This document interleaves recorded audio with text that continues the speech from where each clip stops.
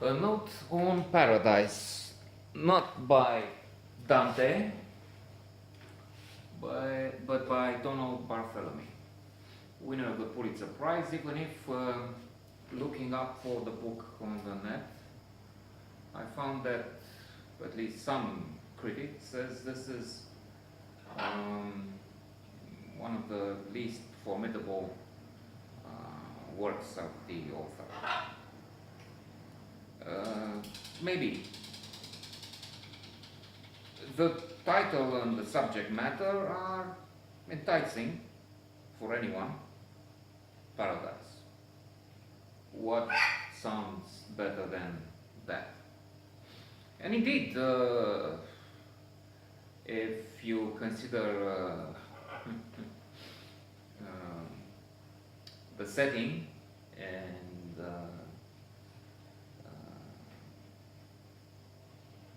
what happens, so to say, I hesitated because we can't say much happens. Happenings in a book tend to be, if not extraordinary, at least events you can see on a gigantic scale. War and Peace, Crime and Punishment.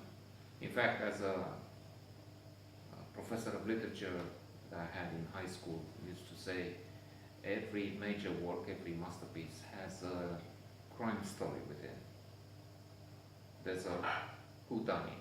These are my words, not his whodunit, but there's an intrigue and you have to follow it and find, if not the murderer, to find the answer to the intrigue. Here it's not much, except there is an extraordinary premises, and that is a 50-year-old architect called Simon meets with three gorgeous women, supermodels, so to say, and they need a place to stay.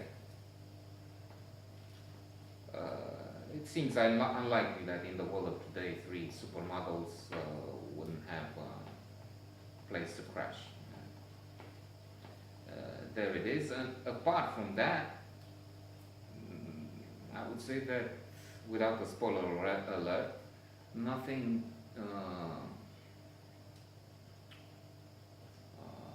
earth-shattering happens.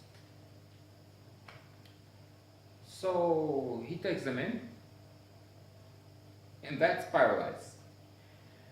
And we could stop here. In fact, in a way, this is it. In a way. Otherwise, there is a complexity to the story. First of all, the presentation, the wrapping, the literature is somewhat complex. I didn't get references to some architects. Yes, I've heard of Le Corbusier, Gropius, Wright, Mies van der Rohe with his less is more, and the architecture I've seen in albums and looked for because he's a favorite of mine. I know about him, of course, Frank Lloyd Wright, but then there are some other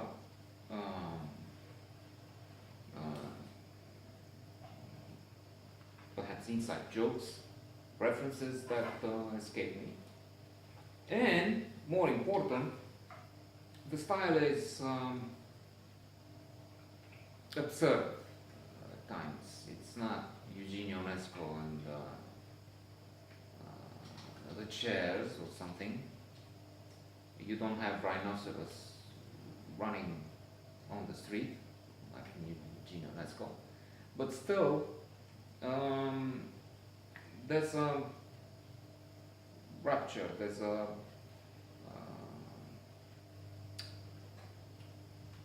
if not an abyss, a difference. I mean, I liked and didn't like this narrative. And I would have preferred a more conservative, traditional telling of the story, but that's just me. Having won the Pulitzer Prize and being appreciated and acclaimed, the answer is there. Critics, scholars, people who know better appreciate this. This is just a personal note. I like the idea of the man with the 3 women. Even if of course I know Stumbling Upon Happiness, I recommend it to you. Daniel Gilbert from Harvard writes about premises and expectations of happiness, which in reality are, if not disappointments, reality check which doesn't bring the expected exuberance. For instance, California, people tend to think that moving to California will bring, or a Caribbean island, will bring so much happiness. Well, in practice it's not true. As a hedonic adaptation, and lottery winners experience that. They win so many millions of dollars, and they say this is it, paradise. But then, in reality, they adapt and they come back to their previous level of happiness. Same in a way here. Yes, 3 gorgeous women, wonderful. Sex, all kinds of positions. The kitchen seems to be preferred by women. I didn't know that. Women's fantasy, at least that's what the author says. Fellatio and so on. But after some time, there's also the honeymoon effect. One gets used to that, and the exhaustion, the challenge of coping with 3,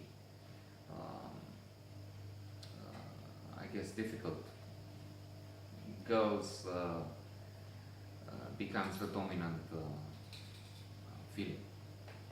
Anyway, an interesting work, if not one of my absolute favorites.